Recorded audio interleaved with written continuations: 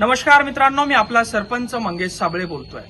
मागच्या जवळजवळ 7 वर्षापासून जनहितासाठी आंदोलन करतोय आणि त्याचं बक्षीस या ठिकाणी आज मला मिळालेलं आहे। सन्माननीय सिटी चौक पोलीस स्टेशनचे एसीपी यांच्याकडनं ही नोटीस मला मिळालेली आहे। मी नोटीसचा मायना या ठिकाणी आपल्याला वाचून दाखवतो। प्रति मंगेश संजय साबळे, वय 27 वर्ष, राहणार गेवराई, पायगा तालुका फुलंब्री, जिल्हा छत्रपती संभाजीनगर। आपणास या नोटिसीद्वारे कळवण्यात येते की तुमच्या विरुद्ध पोलीस ठाणे सिटी चौकच्या वतीने कलम 56(1)(अ) व महाराष्ट्र पोलीस कायद्याप्रमाणे पुढील अभिकथने करण्यात आली असून तुम्हास छत्रपती संभाजीनगर जिल्हा व जालना जिल्ह्यातून 2 वर्षाकरता हद्दपार करण्यात यावे असे या कारवाईत सुचवले आहे। मला छत्रपती संभाजीनगर व जालना जिल्ह्यातून 2 वर्षासाठी तडीपार करण्यासाठीची ही नोटीस आहे। त्याचं कारण काय? मी कलेक्टरला बोललो म्हणून नाही, मी सीओला बोललो म्हणून नाही, मी संविधानिक पद्धतीने किंवा असंविधानिक पद्धतीने काही वेळा आंदोलन केले म्हणून नाही, तर याच्यामध्ये 2 साक्षीदार पकडून आणण्यात आले आहेत आणि त्यांची साक्ष घेण्यात आलेली आहे।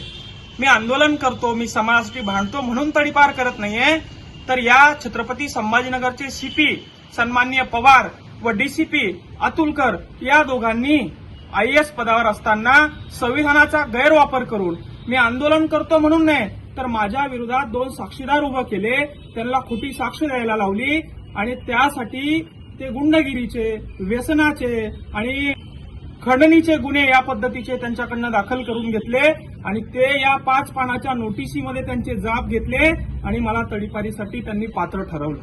खरतर या जिल्ह्याचे सीपी सन्माननीय पवार सर व या जिल्ह्याचे डीसीपी सन्माननीय अतुलकर दोघांचे मी आभार मानतो। आपण दोघंही आयएएस अधिकारी आहात आणि संविधानाचा योग्य पद्धतीने आपण वापर करता आहात। आपल्याला एखादा मुलगा आवाज उचलतोय तर त्या पाठीमागचं कारण शोधण्याऐवजी त्या मुलाचा आवाज कसा दाबायचा, सामान्यासाठी लढणाऱ्याचा आवाज जर का तुम्ही दाबणार असाल तर उद्या सामान्यावरही अशी कारवाई तुम्ही करणार नाही याची काय गॅरंटी आहे? खऱ्या अर्थानं शहरामध्ये मर्डर होत असताना, अवैध धंदे सुरू असताना, शहरामध्ये अन्यायाविरुद्ध आवाज उचलणाऱ्या लेकरांवर, अन्यायाविरुद्ध आवाज उचलणाऱ्या तरुणावर अशा पद्धतीने तडीपारीची कारवाई करण्यात येते आणि याला राजकीय वास देखील मला येतोय। छत्रपती संभाजीनगरमधून तडीपार केलं किंवा जालन्यामधून तडीपार केलं, 2 वर्षाकरिता केलं, तर मला कुठलीही निवडणूक लढता येणार नाही याचा राजकीय वास, सुगंध कुठतरी येतोय आणि गृहमंत्र्याचा कुठला माणूस सीपी आणि डीसीपी यांना पाठबळ देतोय याची देखील मला कल्पना आहे। हे शासन तुमचं आज आहे, उद्या तुमचं राहणार नाही। आज तुम्ही संविधानाचा वाटेल तसा उपयोग करतात, उद्या तुम्हाला तो करता येणार नाही। आमच्यासारखे जेनजी जर का पेटून उठले तर तुम्हाला खुर्च्या सोडून पळावं लागेल, एवढंच या ठिकाणी सांगतो। खऱ्या अर्थानं तुम्ही मी करत असलेल्या कामावर तडीपारवाची कारवाई केली तर मला कुठलीही अडचण नाही।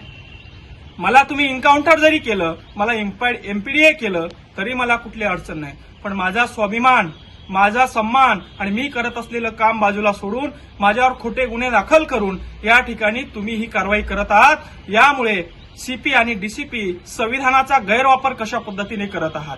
हे आयएएस लेवलचे अधिकारी हुशार असतात, यांनी काहीतरी चांगलं काम करायला पाहिजे, यांच्या कर्तृत्वावर देश आज टिकून आहे असं कुठेतरी वाटत होतं। मात्र हे आयएएस लेवलचे सीपी आणि डीसीपी अतुलकर आणि पवार हे दोघंही राजकीय नेत्यांची कठपुतली झालेली आहे असंच कुठेतरी दिसून येतं। मागच्या वेळी जेव्हा मला हे सीपी पवार साहेबकडे घेऊन गेले, पवार साहेब वारंवार मला एकच प्रश्न विचारत होते, गाडी का जाळतो, गाडी का जाळली, गाडी का जाळली? मी सांगितलं, अरे बाबा, माझ्या समाजाचं रक्त सांडलं होतं, माझ्या समाजावर लाठीचार्ज झालता म्हणून गाडी जाळली। गाडी नसती जाळली तर मी स्वतःला जाळलं असतं म्हणून गाडी जाळली। या गाडी जाळण्यावर त्यांना एवढा काय त्रास झाला हे मला समजायला पर्याय नाही। मग असं असताना गाडी जाळली म्हणून, असं असताना समाजासाठी काम केलं म्हणून, असं असताना कलेक्टरला, सीओला, विविध अधिकाऱ्यांना जाब विचारला म्हणून कारवाई करायला हवी, तर कारवाई कशा आधारे केली हे मी आपल्याला दोन्ही साक्षीदाराचे कथन वाचून दाखवतो। सुमारे 1 महिन्यापूर्वीची गोष्ट आहे, साक्षीदारास नेमकी तारीख आठवत नाही। संध्याकाळी 7:30 वाजेच्या सुमारास साक्षीदार शेतात राहत असल्याने किराणा सामान घेण्यासाठी आमच्या गेवराई पायगा गावात आलो होतो, तेव्हा आमच्या गावातील ग्रामपंचायतच्या बाजूला असलेल्या मोकळ्या मैदानात मंगेश साबळे आणि त्यांचे काही साथीदारी नशा करत बसले होते. त्यांनी मला पाहून इकडे ये म्हणून आवाज दिला. मी त्यांच्याकडे गेलो असता त्यांनी मला कॉलर पकडून त्यांच्यात बसवले आणि पैसे मागायला सुरुवात केली. पैसे दिले नाही तेव्हा माझ्या कानाखाली मारली आणि माझ्या खिशातून 3,500 रुपये काढून घेतले. चल तुझ्याकडचे सर्व पैसे काढ, आम्हाला पिक्चरला जायचंय म्हणून माझ्याकडचे पैसे नाहीत असं जेव्हा मी सांगितलं तेव्हा माझ्या कानाखाली मारली. आणि हे खोटे गुन्हे. किती पैसे काढले?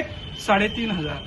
दादा हो, मी माझ्या गावामध्ये 7:30 वाजेच्या दरम्यान दारू पीत बसलो होतो माझ्या सोबत्याबरोबर आणि एका जणाला मी बोलवलं, 3,500 त्याच्या खिशातले काढले आणि त्याच्या कानफटीत मारली. हा गुन्हा माझ्यावर दाखल केला. अरे मी सरपंच आहे, मी 150 विहिरी मंजूर केला. एका विहिरीच्या 5,000 10,000 जरी घेतले तर 3, 4, 5 लाख रुपये कशी मी जमा करू शकतो? 3,500 रुपयासाठी मी एखाद्याच्या कानफटीत मारेल? आणि याने कुठेही तक्रार केली नाही. आज मोबाईल आहे लोकांकडे, याने कुठेही व्हिडिओ काढला नाही. असे खोटे जाब घेऊन, आणि हा जाब कशाच्या आधारावर दिलाय? हकीकत सांगून साक्षीदाराने यानंतर कुठेही साक्ष अथवा जबाब देणार नाही या अटीवर सदरचा जबाब दिलाय. वाक्याचा अर्थ लक्षात येतोय? हकीकत सांगून साक्षीदाराने यानंतर कुठेही साक्ष अथवा जबाब देणार नाही या अटीवर, म्हणजे मी समोर येणार नाही, माझी साक्ष अशीच ठेवा. दुसरा साक्षीदार काय म्हणते पहा. 4 वाजेच्या सुमारास साक्षीदार यांच्या मोटरसायकलवर फुलंब्री येथून गेवराई पायगा गिरजा नदीच्या पुलावरून जात असताना मंगेश सावळे यांच्या काळ्या रंगाच्या स्कॉर्पिओमध्ये मला क्रॉस झाले. त्यांनी मला पाहून त्यांची स्कॉर्पिओ माझ्या पाठीमागे लावली, ती माझ्या गाडीला आडवी लावली आणि मला गाडीच्या खाली ओढून माझ्या कानाखाली मारून गिरजा नदीच्या पुलाखाली घेऊन गेले आणि माझ्या खिशातले 4,500 रुपये काढून घेतले. अरे काय धंदे झाले? सीपी आणि डीसीपी लेवलचे अधिकारी तुम्हाला असे खोटे चाळे करायला सुचतात कसे रे? असा कसा तुम्ही देश चालवणार आहे रे?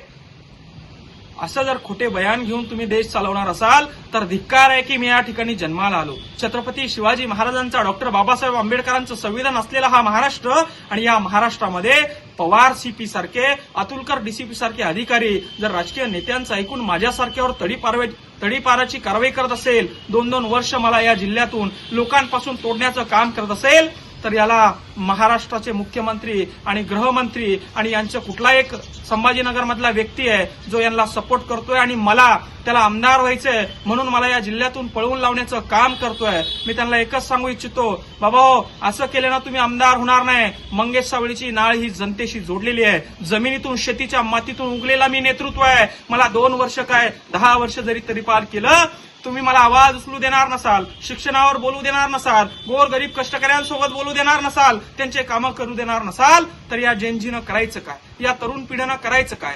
या व्यवस्थेचे फटके आम्ही खाणार नाही. इथून तडीपार झालो म्हणून काय झालं? महाराष्ट्रातून, मराठवाड्यातून भीक मागो आंदोलन आम्ही सुरू करतो, झोळी घेतो आणि भीक मागून आमचं पोट या ठिकाणी आम्ही भरतो. भीक मागून एक मंगेश सावळे जर का तुम्ही छत्रपती संभाजीनगरमधून काढत असाल तर असे हजारो मंगेश सावळे महाराष्ट्रात तयार करतो आणि महाराष्ट्र दौरा आम्ही सुरू करतो, हेच या ठिकाणी मी सांगतो. आणि सीपी आणि डीसीपी आणि गृहमंत्र्याचा तो इथला असलेला ओएसडी, त्यांना चेतावणी आहे, तुम्ही जर का मंगेश सावळेला तडीपार करणार असाल, मंगेश सावळे शांत बसणार नाही. तुम्ही सन्माननीय मनोजदादा जरांगे यांच्याविषयी काय कट रचले, काय काय ऑफर माझ्याकडे घेऊन आले, कुठल्या कुठल्या हॉटेलमध्ये बसले, हे सगळे पुरावे माझ्याकडे आहेत. मनोजदादा यांचं आंदोलन मोडण्यासाठी, त्यांच्यावर डाव टाकण्यासाठी तुम्ही सगळे केलेले खेळ मी अजून समाजासमोर बोललो नाही. तुमचं आमचं काही नातं लागतं म्हणून मी शांत आहे, पण जर का मी बोललो तर तुम्हाला ही जनता पळू पळू मारल्याशिवाय राहणार नाही. एवढे मोठे हे तुमचे गुन्हे आहे, एवढंच सांगतो आणि मी तडीपार व्हायला तयार आहे हे देखील सांगतो. जय जवान, जय किसान.